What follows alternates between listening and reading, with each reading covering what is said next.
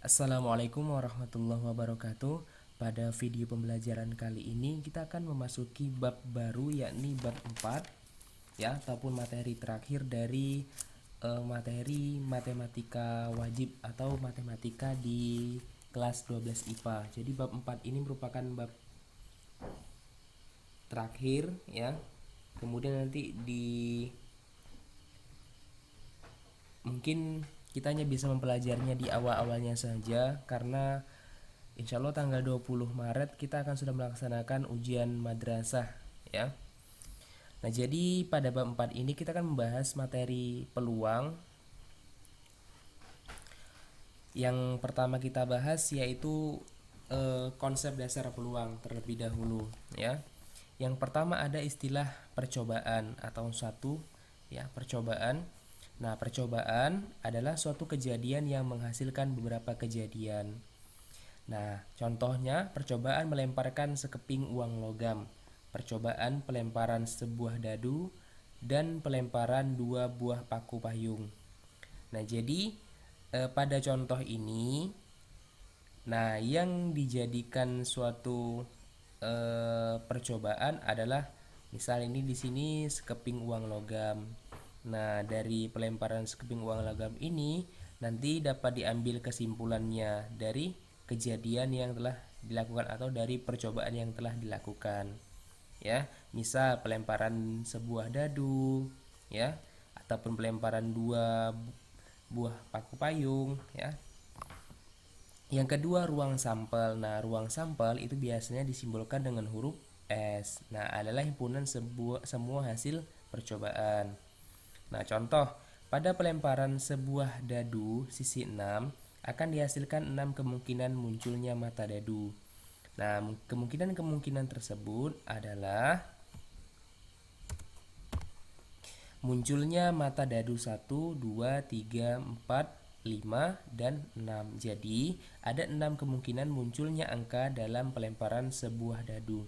Keenam kemungkinan itu disebut sebagai ruang sampel.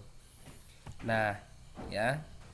Kalau pelemparan sebuah dadu itu ruang sampelnya ada 6 karena mata dadu itu berjumlah 6 ya.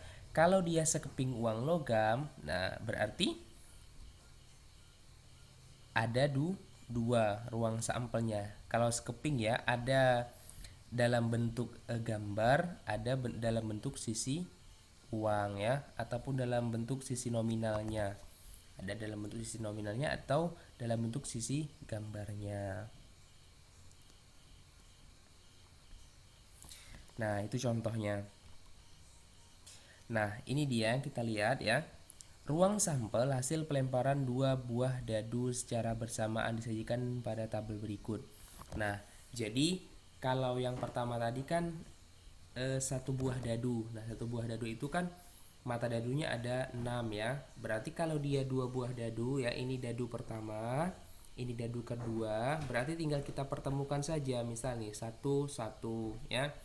2 dia yang biasa dilakukan itu dari atas ke bawah ya, dari sini ke bawahnya ya. Nah, 2 1 3 1 4 1 5 1 6 1, baru nanti yang kedua lagi ya. Maka di sini 1 2 2 2 3 2 4 2 5 2, dia dikalikan dengan yang ke dadu pertama dikalikan dengan dadu yang kedua. Nah, seperti itu ya. Dicocokkan 1 1 1 2 1 3 1 4 1 5 1 6 dan terus sampai yang terakhir 6 6. Nah, dari tabel di atas ini dapat kita lihat bahwa banyak hasil yang terjadi dari hasil pelemparan 2 buah dadu secara bersamaan adalah 36 ya, 36 sampel. Nah, ini sampel pertama, kedua, ketiga, keempat, kelima, keenam, 7, 8, 9, 10, 11, 12, 13, 14, 15, 16, 17, 18, 19, 20, 21, 22, 23, 24, 25, 26, 27, 28, 29, 30, 31, 32, 33, 34, 35, 36. Jadi sampelnya dari 2 buah dadu yang dilemparkan secara bersamaan adalah 36. Nah, jadi titik sampelnya ada 36 buah atau 36 sampel tadi. Nah, misalnya kejadian K adalah munculnya kedua mata dadu berjumlah 5, ya, maka kemungkinan pasangan mata dadu yang muncul dengan jumlah 5 adalah, nah, istilah jumlah itu ya biasanya selalu ditambah ya istilah, karena kan yang ditanya adalah jumlahnya, maka harus dijumlahkan atau ditambahkan. Nah, kita cari di sini yang dijumlahkan hasilnya 5. Misal nih 1 4 ya, 1 ditambah 4 5. Kemudian 3 2 atau nih 2 3 ya. Nih 2 3 3 2. Kemudian di sini ada satu lagi 4 ya. Nih 4 1. Nah, itu dia. Jadi dua mata dadu ini kita jumlahkan ya. Maka jumlahnya tapi 5. Nah, maka itulah yang bakal kita jadikan sebagai sampel dari kemungkinan yang ketika dijumlahkan hasilnya 5. Sehingga kejadian K dapat ditulis ya, K sama dengan ya. Ini ada 1 4 2 3 3 2 4 1. Nah, seperti itu. Kalau misal ditanya K merupakan munculnya dua mata dadu yang berjumlah 4 ya. Nah, berarti 1 3 2 2 3 1 ya. Itu dia. Dan seterusnya sesuai dengan apa yang ditanyakan ya. Kemudian yang ketiga, kejadian sederhana dan kejadian majemuk. Nah, setiap himpunan bagian dari ruang sampel dinamakan kejadian atau peristiwa. Suatu kejadian dinamakan kejadian sederhana atau kejadian tunggal bila mana kejadian tersebut hanya memuat satu titik sampel. Jadi kesimpulannya ya, apabila kejadian tersebut hanya memuat satu titik sampel, maka kejadian tersebut dinamakan kejadian sederhana ya. Nah, apabila kejadian itu memuat lebih daripada satu titik sampel ya, ataupun kejadian tersebut lebih dari ya satu titik sampel, maka kejadian tersebut dinamakan kejadian majemuk. Ini sesuai dengan penjelasannya ya. Nah, kita lihat contoh soalnya. Percobaan melambungkan 3 keping uang logam. Misalnya ya, A ini disimbolkan sebagai sisi angka dari uang logam, sedangkan A sisi angka atau nominalnya ya. Dan G ini merupakan sisi gambar daripada uang logam. Ruang sampel dari percobaan tersebut adalah, nah jadi semisalnya ya, ada 3 uang logam. Ketika kita lemparkan secara bersamaan, maka ini dia sampelnya. Kemungkinan sampelnya seperti ini. Angka, angka, angka, angka, angka, gambar, angka, gambar, angka, gambar, angka, angka, angka, gambar, gambar, gambar, angka, gambar, gambar, gambar, angka, gambar, gambar, gambar. Nah, pertanyaannya, berapa himpunan bagian dari sampel ya? S ini kan kita simbolkan sebagai sampel. Berapa himpunan bagian dari sampel? Nah, sebagai berikut ya. Yang A, himpunan B. Himpunan B. Kenapa disimbolkan dengan huruf B ya?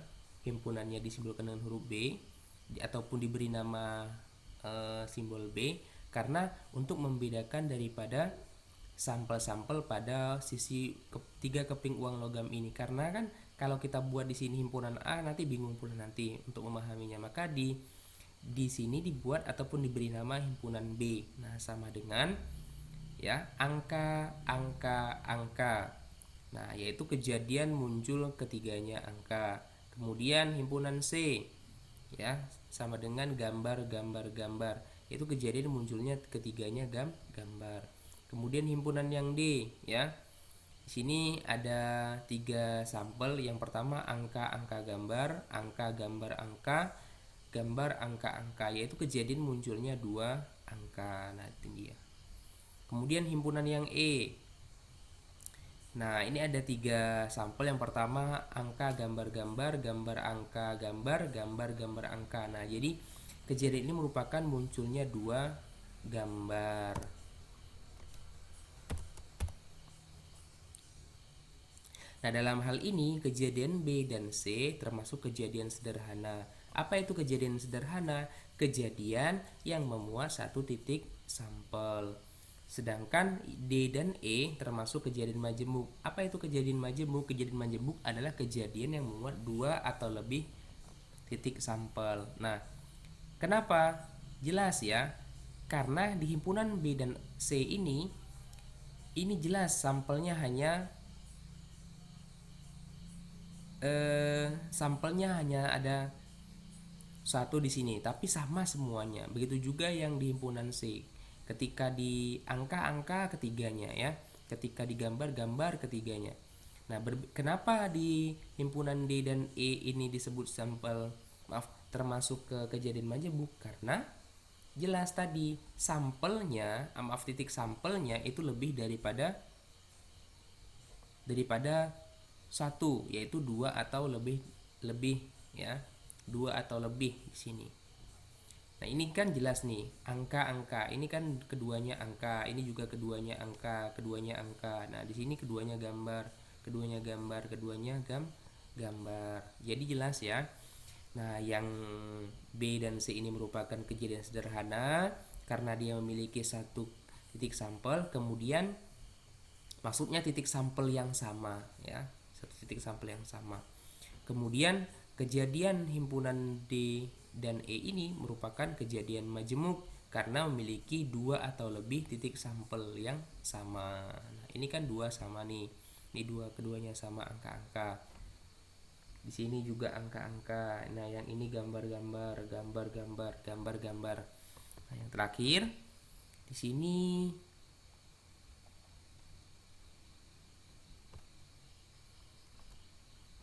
ada soal latihan ya, silahkan dikerjakan seperti kejadian sederhana dan kejadian menjemuk ya, silahkan dikerjakan. Soalnya satu, percobaan melambungkan. Nah, ini sekeping uang logam ya, artinya satu uang logam. Misalnya A ini disimbolkan sebagai sisi angka dan dari uang logam, dan G ini merupakan sisi gambar daripada uang logam. Nah, yang jadi pertanyaan, yang pertama, tentukan ruang sampelnya. Kemudian, tentukan himpunan bagian dari sampel. Yang ketiga, tentukan kejadian sederhana dan kejadian majemuk daripada sampel uang logam tersebut. Terima kasih. Assalamualaikum warahmatullahi wabarakatuh.